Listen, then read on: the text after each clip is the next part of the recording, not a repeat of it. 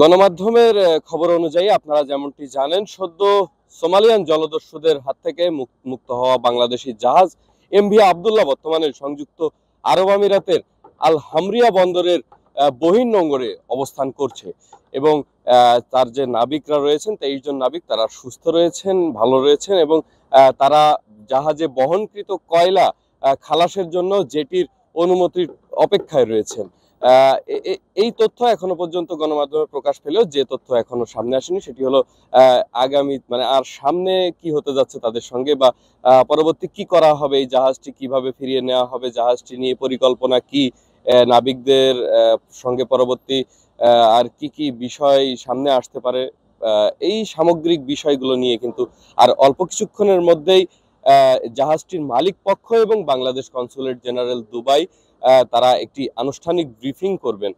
আপনাদেরকে দেখাতে চাই এই আজমানের এই রেডিসন ব্লু হোটেলটিতেই কিন্তু আনুষ্ঠানিক ব্রিফিং করা হবে এবং জানানো হবে যে নাবিকরা কিভাবে দেশে ফিরবেন, তাদের দেশে ফেরানোর প্রক্রিয়া কি এবং জাহাজটি কিভাবে দেশে ফেরানো হবে, সামগ্রিক এই সমস্ত বিষয়গুলো নিয়ে কিন্তু এখানে মালিক পক্ষ এবং বাংলাদেশ কনসুলেট জেনারেল দুবাই আনুষ্ঠানিক ব্রিফিং করবেন। এই উদ্দেশ্যে গণমাধ্যম কর্মীদেরকে এখানে আমন্ত্রণ জানানো হয়েছে। আমরা দেখেছি সকাল থেকেই গণমাধ্যম কর্মীরা হামরিয়া বন্দর থেকে শুরু করে বিভিন্ন গুরুত্বপূর্ণ স্থান থেকে তারা সরাসরি যুক্ত হয়ে জানাচ্ছেন পরিস্থিতি।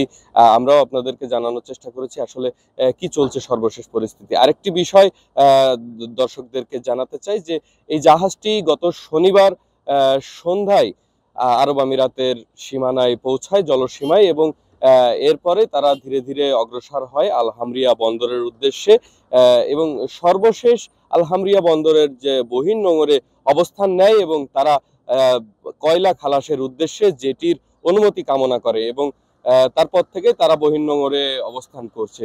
আমরা যেমনটি খবর পেয়েছি জাহাজে থাকা নাবিকদের সঙ্গে বিভিন্নভাবে যোগাযোগ করে তাদের কাছে পর্যাপ্ত খাবার রয়েছে, পানি রয়েছে এবং তারা এখনো পর্যন্ত ভালো আছে। তাদের মধ্যে একটি যে কমতি বা ঘাটতি রয়েছে সেটি হলো আপনজন আত্মীয় স্বজনদের থেকে তারা দূরে রয়েছেন। তারপরেও তাদের পরিবারের সঙ্গে কথা বলেছি, পরিবার বলেছেন তারা সুস্থ আছে, তারা ভালো আছে, এই খবরটি আমাদের জন্য যথেষ্ট এবং দ্রুতই আমরা তাদেরকে কাছে ফিরে পাবো এমনটি প্রত্যাশা। এবং সেই উদ্দেশ্যেই কিন্তু জাহাজের মালিক পক্ষ একটি পক্ষ কিন্তু এখানে এসেছেন, একটি টিম বাংলাদেশ থেকে। তারা জাহাজের নাবিকদের সঙ্গে দেখা করার চেষ্টা করছেন বা দেখা করেছেন কিনা আদৌ এই বিষয়টি কিন্তু আজকে ব্রিফিং এর মাধ্যমে জানা যাবে। মালিক পক্ষ জানিয়েছেন যে তারা জাহাজের নাবিকদের সঙ্গে দেখা করবেন, তাদের স্বাস্থ্য পরীক্ষা করা হতে পারে, কোনো প্রকার অসুস্থতা থাকলে সেটি দ্রুতই নিরসন করা হবে, সুস্থতার জন্য তাদের ব্যবস্থা নেওয়া হবে।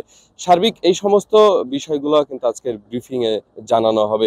এরপরেই আসলে আমরা জানতে পারবো যে মূল এই যে জাহাজ বন্দী হওয়া থেকে শুরু করে এখন মুক্ত হওয়া পর্যন্ত এই পুরো গল্পটা আমরা ওয়ান টেকে আসলে জানার একটা সুযোগ পাবো বলেই আশা রাখছি। এই ছিল সংযুক্ত আরব আমিরাতের আজমানের রেডিসন ব্লু হোটেল প্রাঙ্গণ থেকে এমভি আব্দুল্লাহর সর্বশেষ পরিস্থিতি।